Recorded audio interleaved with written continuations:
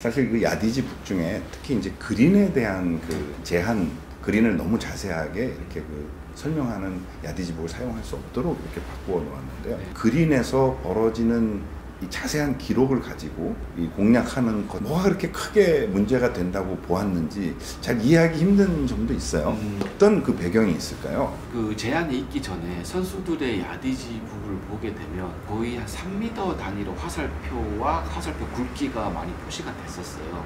위에서 어떤 기계를 가지고 평면을 딱 쏘면 그 그린 슬로프가 얼마나 되는지에 따라서 충분히 기계적으로 분석이 돼버리는 장비들이 워낙 고급화됐기 때문에 그걸 야디지북에 노려서 그린북이라는 것을 판매를 하고 있었고, 그 그린북이 결과적으로는 선수들이 그린에서 플레이하는데 시간을 많이 소비한다는 의견들이 많았습니다. 그리고 골프는 경험이나 다른 자기 자신의 판단에 의해서 클럽 선택이라든지 플레이 방법이라든지 플레이 선을 선택을 해야 되는데, 다른 인위적인 장비를 가지고 판단을 하는 것에 대한 반발이었던 거죠. 그래서 어떤 사람들은 당연히 기술이 발달을 하니까 기술을 발달한 거 바탕으로 잘 플레이하면 되지 않느냐라는 입장들이 있는 거고, 반대쪽으로 골프는 전통적으로 본인의 판단, 기술적인 경험적인 거에 대해서 기량을 거두는 거지 않느냐는 거기 때문에 반발하는 게 있었습니다. 그래서 그 합의점을 이게 지금의 비율, 크기 제한인 걸로 알고 있습니다.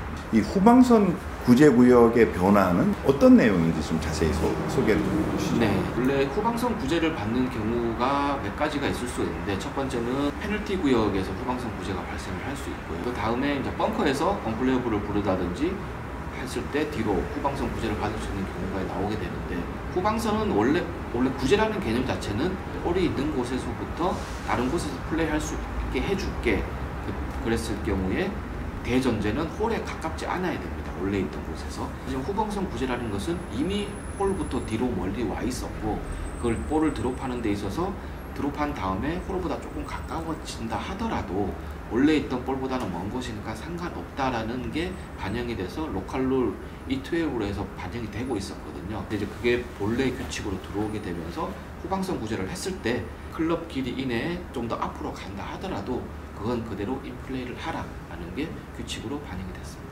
백스톱이라는 말은 일반 골퍼들에게는 좀 생소할 수도 있는데, 백스톱과 관련된 어떤 내용, 백스톱은 무엇이고 어떤 내용들이 바뀌었다는 것이죠? 백스톱이라는 것은 내가 어프로치나 그린 밖에서 플레이를 하는데, 내가 플레이를 하는데 이득이 될 수 있는 볼을 그대로 놔두고 플레이를 하는 것을 백스톱이라고 일컫고 있고요. 그래서 만약에 도움이 될 수 있을 경우에는 마크하고 집어 올리는 동안 플레이를 하지 말고 마크하고 집어 올린 다음에 플레이를 하라라는 게 R&A와 유세지의 권장사항입니다. 하지만 골퍼분들이 아시겠지만 파3에서 150m 샷을 하는데 그린 옆에 딱 갖다 붙었어요.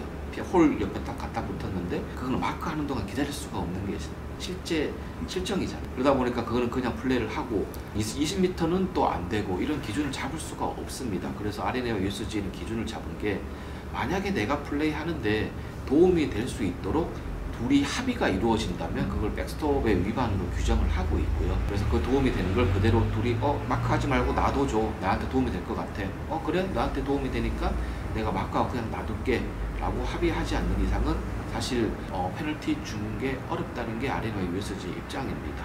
예전에 어떤 KPGA 대회에서 백스톱에 대해서 페널티를 한번 발생을 한 걸로 이제 우승권에서 멀어진 선수가 있는 걸로 들었는데, 그 부분을 적용을 할 때는 그게 도움이 됐는지 안 됐는지, 합의가 있었는지 없었는지를 충분히 반영을 하고 판단을 해야 되는 게 이 규칙의 기본 원리라고 알고 있습니다. 움직이는 볼을 다시 플레이하는 이제 이런 것들이 대개는 그 2019년부터 그 이제 좀 상식에 따라 가지고 플레이어가 고의로 움직이지 않았다 그러면 이제 벌타를 매기지 않는 방향으로 바뀌었는데, 이번에 2023년에 새롭게 적용되는 내용은 어떤 것인지 좀 같이 알려주시죠. 아마 골퍼들이 가장 많이 빈번하게 발생하는 것들이 진지한 볼이 움직였을 때 어떻게 대처를 해야 되는지에 대해서 많이 궁금해 하실 텐데요. 골프 규칙에서는 단 4가지로 설명을 하고 있습니다. 첫 번째는 나 자신, 그리고 상대방이라고 하면 매치 플레이에서 나랑 경쟁하는 사람을 상대방이라고 일컫고 있고요. 그 세 번째는 자연의 힘, 그리고 외부의 영향입니다. 다시 처음부터 살펴보면 내가 움직였을 경우에는 볼이 티인 구역에서 내가 실수로 움직였다라고 하면 아직 인플레이 볼이 아니기 때문에 다시 갖다 놓고 플레이를 하면 되고요. 페널티는 물론 없습니다. 만약에 페어웨이에서 내가 몰래 움직였다고, 우연히 움직였다라고 할 때는 찾는 중이었냐 찾는 중이 아니었냐에 따라서 페널티가 있냐 없냐가 가려지게 됩니다. 만약에 찾는 중이었다, 우연히 움직였다라고 한다면 페널티 없이 원래 위치다가 다시 갖다 놓고 플레이를 하면 됩니다. 찾는 중이 아니었다라고 한다면 그거는 현행 규칙에서는 여전히 1벌타를 받고 리플레이스를 해야 되고요. 만약 상대방이 움직였다. 사실 상대방이라는 것은 매치 플레이에서 경쟁하는 사람이기 때문에 많은 사람들이 오해를 할 수가 있는데, 보통 사람들이 우리가 시합을 할 때는 스트로크 플레이로 시합을 하잖아요. 스트로크 플레이로 시합을 할 때 나랑 같이 플레이하는 사람은 동반 플레이어 외부의 역량이지 상대방은 아니거든요. 그렇기 때문에 상대방은 매치 플레이에서 나랑 경쟁하는 사람이다라는 것을 한 번 더 말씀을 드리고, 상대방이 고의로 볼을 움직였을 경우에는 1벌타를 받고 리플레이스를 해야 됩니다. 물론 1벌타는 그 상대방이 받는 거고요. 그리고 세 번째는 자연의 힘에 움직인 것인데, 자연의 힘으로 움직였을 경우에는 원래의 위치를 벗어난 새로운 위치에서 페널티 없이 플레이를 하게 됩니다. 자연의 힘이라는 것은 흔히 말하는 뭐 바람이나 중력이나 이런 것들이 있을 수가 있는데, 페어웨이에서 바람이 불어서 내 볼이 5m 앞으로 갔다 라고 할 때는 5m 앞에서 있는 그대로 플레이를 하는 거고요. 한 가지 예외는 볼이 퍼팅 그린에서 마크하고 집어 올렸다가 리플레이스를 한 경우에는 이전 스트로크가 개연성이 없다고 보고 있습니다. 그렇기 때문에 마크하고 집어 올렸다가 리플레이스 한 볼이 바람에 불어서 홀과 멀어졌거나 또는 홀과 가까워졌거나 할 때는 그거를 다시 원위치에 갖다 놓고 플레이를 하라라고 이야기를 하고 있고요.